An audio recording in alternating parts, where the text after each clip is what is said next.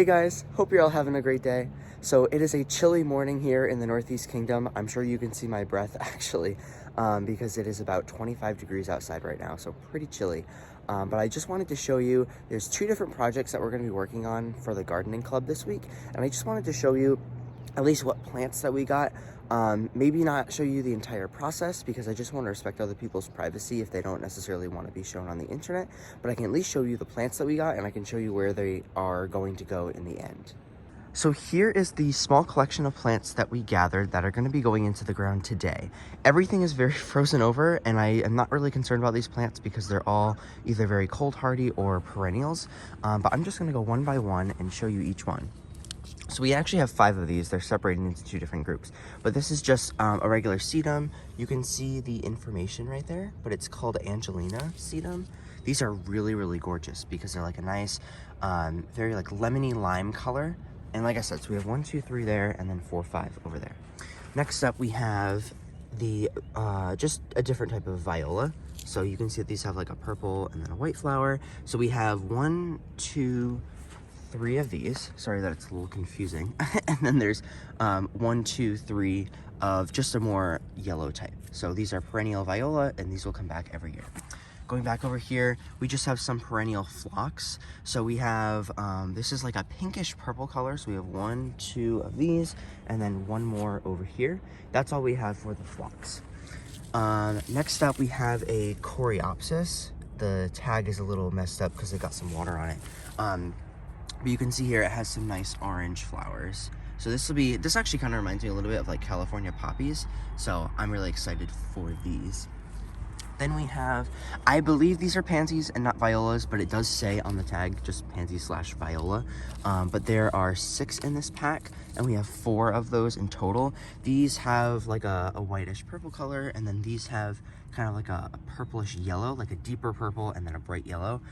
So we have, I think, 24 cells in total, if I'm doing my math right, 6 times 24.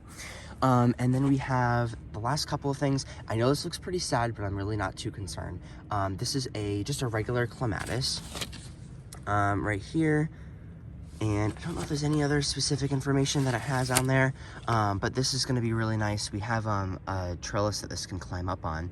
And then the last thing are, which I'm actually really excited about, they just look like sticks for now, but these are 3 roses. So you can say Clean and Easy Rose Collection. It says Julie Andrews. I think that's the variety.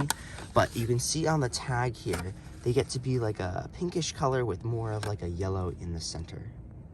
So like I said, I'm not going to show the process of us planting these just because I want to respect other people's privacy. But one thing I did want to mention is that all of these plants, except for the sedum, are going to be getting biotone starter fertilizer just to help them get going, and then we'll water them in. It still does get pretty cold here in Vermont. Like I said, it's like 25 degrees this morning. This actually is one of the colder mornings that we've seen in a little while. It's not going to be as cold, but we definitely still have freezing temperatures. Maybe a third of the nights so far, but that'll hopefully start to dwindle off in the short amount of time. But I know that these plants have been kept more inside in the nighttime, so I think they're going to be fine. Having this first freeze is definitely going to be a little bit of a shock to them, but going into the ground is going to help them stay a little bit warmer. But yeah, I'll just cut to the next part once we've already planted these, and I'll show you where these are.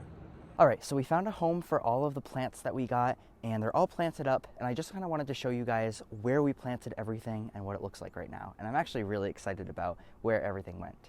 So to start off, we're in front of this gazebo right here, and the gazebo is split off into 3 different beds. There's one on that side, one over here, and one over here. So I figured that'd be a great place to put a rose right in the center of each bed. So we have one over there, and I'm just gonna walk over to give you all context of where I am, because I haven't shown the campus a lot, so I think that would be beneficial.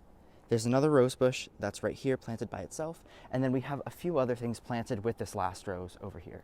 So you can see some of these violas. We have a rose right there, 2 violas there, one in the front that's yellow, and then we planted the other 3 just in an order like that. And then back in this area, we have this trellis from Gardener's Supply that's like a honeycomb trellis. We are the Hornets, by the way, so I figured that was very fitting. And at the bottom is where we planted the clematis. So pretty small for now, but I think it'll do well. If you're interested in that honeycomb trellis, I will link it down below if you want to see it from Gardener's Supply, but let's head over to the next beds. So here we are walking up to the Wheelock Residence Hall. There's a couple small beds here, but a lot of people walk by here, so we want to make these beds look really pretty. We have 3 Coreopsis right here. The flowers didn't end up doing well because we've had some hard frosts and they haven't made it well through the frost, but you can see that the leaves are nice and strong, so these plants are going to be totally fine. And then on the other side, here's where we planted all of those pansies that were in those 4-packs. So we have one color here, more of the purple yellow ones over in this area, and then on the other side we have the lighter colors like the purple and white.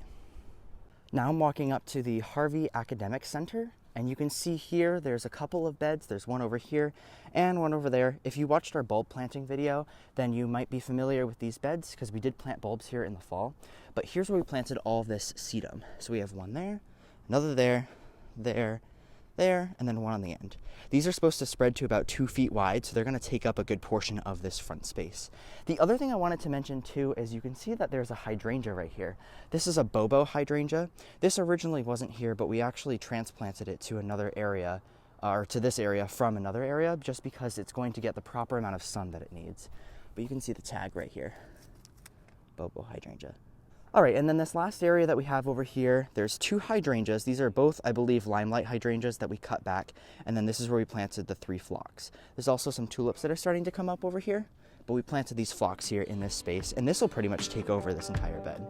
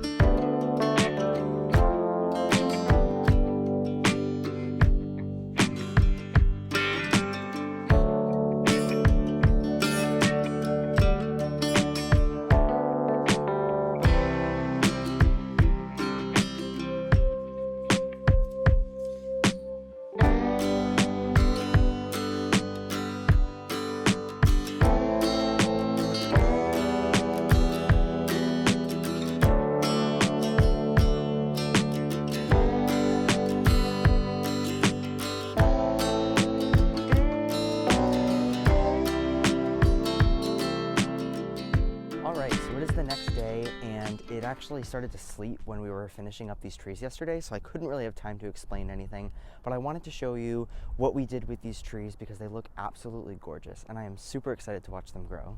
So just for reference, here is called the Stonehenge Living Complex, and right behind this last building called Arnold, and then also on the other side over here, we have the parking lot for Stonehenge. We have these 3 trees that are planted right here, and I'll just quickly explain how we plan this out. So we have 1, 2, 3 trees, and this picnic table right in the center of all of them. What we did is we planned where we wanted the center of these trees to be and put the picnic table there. You can kind of see we have that white marking there. And from the center of the table, we measured out 20 feet. So these trees are 20 feet away from the picnic table, and the trees will only get about 10 to 15 feet across in the absolute end anyways. So there's still going to be a little bit of room to walk around. It'll be a little hidden in the center here, which I think will actually be a great spot to sit. It'll be protected from the wind, but these trees are not going to be touching. So you can see we have each tree planted with some mulch around it, and this is just that way no lawnmowers have to get near it or anything like that. And to make each one of these circles, we found the center of where we were going to be planting the tree, and then we measured out 50 inches from either side. And we just went around with a tape measure and just marked around there. So each one of these circles that we have has a radius of 50 inches. So it'd be 100 across for the diameter.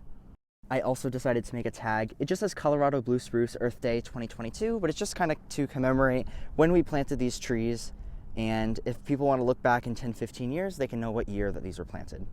Over here's the tree that was in the back. This is actually the tallest out of the three. This is probably close to maybe 5 feet or so. So they're a good size to start off. They're not too small, but they're not too large. But I think they're going to be great here. At this point, all we really have to do is just make sure that these trees stay watered throughout the rest of the summer and into the fall. After this year, they'll be pretty much fine. We definitely want to water them on days or when there's maybe like a week or two in between it raining, just to make sure that they don't dry out. But these trees are perfect for this climate. I think the baby blues are zones 2 through 8, and we're in a zone 4 here, so we're like right in the center. This is like prime living space for them. It gets nice and cold here, so they do like living here. But I think they're going to fit in with this space very well. So that's pretty much all I have to share with you guys for today. We've done some really fun projects so far on campus for this last year, just getting started with the gardening club. There's a lot of other behind the scenes things that I've had to take care of in terms of like getting funding and getting our group together, having meetings, all that kind of stuff. But it's really fun when we get to do tangible things and we can actually see our work completed. So I'm excited to share what other stuff we're going to be doing in the future, and certainly subscribe if you haven't already, if you're interested in seeing what other projects we have. But this is pretty much all we're going to be doing up here on campus for this semester. I only have a couple more weeks of classes, and then I'll be back down in Rhode Island for the summer. But there's a lot of fun stuff happening this summer as well with that. So besides that, hope you guys like this video, and I will see you in the next one.